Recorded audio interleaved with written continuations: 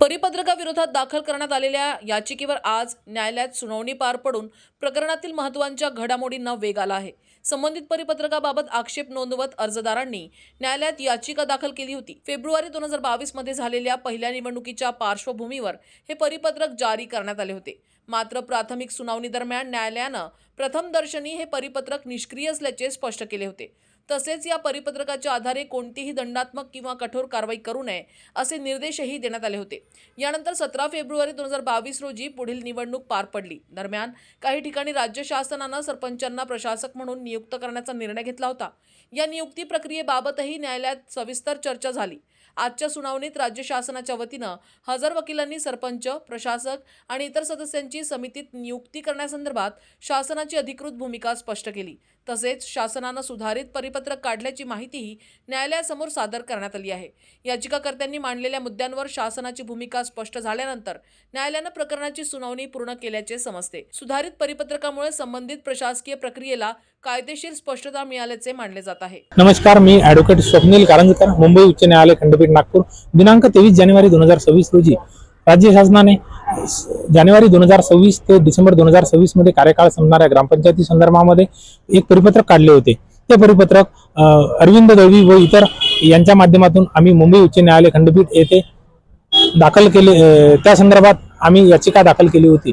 सदर याचिकेमध्ये प्रथम सुनावणी ही 9 फेब्रुवारी 2026 रोजी झाली। त्या सुनावणीच्या अनुषंगाने प्रथमदर्शनी हे परिपत्रक मिसकन्सिव्ह असण्याचे कोर्टाने स्पष्ट केले। तसेच या परिपत्रकान्वये कुठलीही कार्यवाही न करण्याचे निर्देश विद्यमान कोर्टाने आम्हाला दिले होते। त्यानंतर यामध्ये 17 फेब्रुवारी 2026 रोजी द्वितीय सुनावणी होऊन राज्य शासनाच्या वतीने सरपंचांना प्रशासक म्हणून नियुक्ती संदर्भामध्ये ही बाब विचाराधीन असल्यासंदर्भात स्पष्ट करण्यात आले। आज दिनांक 24 फेब्रुवारी 2026 रोजी या याचिकेच्या अनुषंगाने अंतिम सुनावणी होती।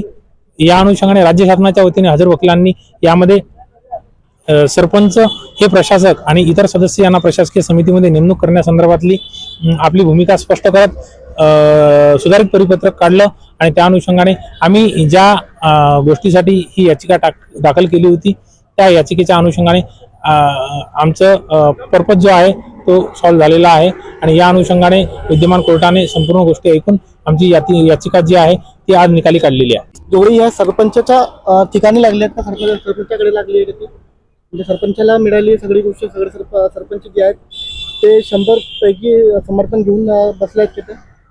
निश्चितच सदर याचिका ही राज्यभरातल्या जानेवारी 2026 ते डिसेंबर 2026 मध्ये ज्या ग्रामपंचायतीचा कार्यकाळ संपणार होता त्या ग्रामपंचायती संदर्भात होती। तर त्यामध्ये आमच्या याचिकेमध्येच नमूद होतं की सरपंच हेच प्रशासक राहण्यासंदर्भातला जो मुद्दा आहे तो या परिपत्रकाच्या अनुषंगाने तसेच 23 जानेवारी 2026 जे परिपत्रक आहे हे सुद्धा रद्द करण्यासंदर्भातला एक विषय आणि विशिष्ट कालावधीमध्ये निवडणुका घेण्यासंदर्भातले विषय हे संपूर्ण विषय या माध्यमातून आज निघालेले आहेत। तुम्ही काय सांगणार? तुम्ही सरपंच, तुमच्या खाली निकाल लागलेला आहे तर तुम्ही काय सांगणार? सरपंच हा प्रशासक झाला हा सरपंचाचा विजय असून गावातील खेड्यापाड्यातील प्रत्येक कुटुंबाचा विजय आहे। 14,238 सरपंचा जो नसून 14,238 गावांचा विजय आहे आणि माननीय ॲडव्होकेट साहेब स्वप्नीलजी करंजीकर साहेब हा यांचा विजय आहे। कारण यांनी आम्हाला याची दिशा दिली, आम्हाला याचं ज्ञान नसताना सुद्धा आम्हाला यांनी दिशा दिली, तर त्यांच्यामुळे हा विजय त्यांचा आहे। हा नागपूर खंडपीठाचा विजय आहे, हा राज्य सरकारचा विजय आहे। सरपंचाला प्रशासक का बनवावे काय सांगणार तुम्ही? सरपंचाला प्रशासक बनवायचं कारण एकच आहे, कारण की शासनाचं धोरण सरकारी प्रशासक बनवावं। सरकारी प्रशासक हा 8 घंटे ड्युटी करतो आणि तालुक्यामध्ये 5 ते 6 विस्तार अधिकारी असतात आणि प्रत्येक तालुक्यामध्ये 50 ते 60 ग्रामपंचायतीचा कार्यकाळ बंद पडला होता। एका विस्तार अधिकाऱ्याकडे 7 ते 8 गाव येतात आणि त्याला 8 घंटे ड्युटी करून तो 8 गावं एका महिन्यामध्ये त्याला जास्तीत जास्त 12 दिवस त्याला एक गाव येणार होतो, तो काय गावाचा विकास करणार होता? म्हणून सरपंचांना प्रशासक का तो 24 घंटे गावामध्ये राहतो, तो लोकांच्या मध्ये असल्यामुळे तो अडचणी सोडू शकतो, म्हणून सरपंच हा प्रशासक असावा। त्यामुळे राज्य सरकारने सरपंच आणि बॉडीला प्रशासक बोललं, त्यामुळे मी राज्य सरकारचे संपूर्ण सरपंचाच्या वतीने जाहीर आभार मानतो। तसेच स्वप्नीलजी करंजीकर साहेब यांचे पूर्ण महाराष्ट्र राज्यातील सरपंचाच्या वतीने जाहीर आभार मानतो। तर एवढेही प्रशासकीय सगळे आनंदित असणार का? हो, आनंदी असतात ना, कारण हा विजय हा खेड्यातला जनतेचा विजय, हा पदाचा विजय नाहीये, हा जनतेचा विजय। आणि माझ्यासोबत माझ्या टीमनं काम केलं, यांचे मी जाहीर आभार मानतो, कारण टीम हाही माझ्यासोबत कोणतेही आमच्याकडे आर्थिक पाठबळ नसताना साहेबांनी, वकील साहेबांनी आणि टीमनं ते सहकार्य केलं. त्यामुळे हा आमचा विजय खिसवण्यात आम्हाला यश आलं. आज आमच्या पाठीमागे 14,238 सरपंच आणि 14,238 खेडे हे आमच्या पाठीमागे आहे.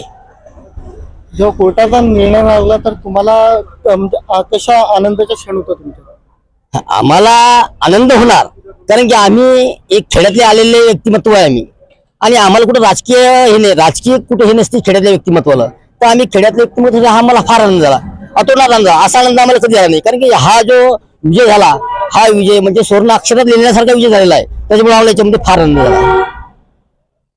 तुम्ही काय सांगणार जेव्हा कोर्टाचा निकाल लागलेला, तो निकाल लागल्यानंतर सगळा आनंदाचे क्षण जे होता लोकांचे, ते तुमच्यासाठी आणि तुमच्या जवळच्या लोकांसाठी कसं असेल? नाही, आता पूर्ण महाराष्ट्रामध्ये जे 14,238 ग्रामपंचायत होत्या, त्याचा जो कार्यकाळ संपलेला होता, तर आम्ही असं एक विचार केला की याच्यामध्ये प्रशासक शासकीय लोक येतील आणि त्यांच्याकडून हे कामं होणार नाहीत. आता हे पाणी टंचाई आहे उन्हाळ्याची, बऱ्याचशा ग्रामपंचायतच्या समस्या असतात की त्यांना कधीच माहीत नसतात, आणि त्यासाठी आम्ही एक 6-7 लोकांनी बुलढाणा जिल्ह्यातल्या नागपूर खंडपीठामध्ये एक याचिका दाखल केली होती. त्याचं नेतृत्व माननीय स्वप्नील रणदीकर यांनी केलं होतं, आणि त्याच्यामध्ये ते यशस्वी झाले. माननीय कोर्टाचे बी मी एक चांगल्या पद्धतीनं कोर्टानं हा निर्णय दिला, आणि माननीय राज्य सरकार यांचा पण हा विषय खूप महत्त्वाचा ठरला, आणि त्यांनी ह्या गोष्टी सगळ्या समजून घेऊन हा निर्णय काढला. त्याबद्दल आम्ही सर्वांचे आभार मानतो. धन्यवाद.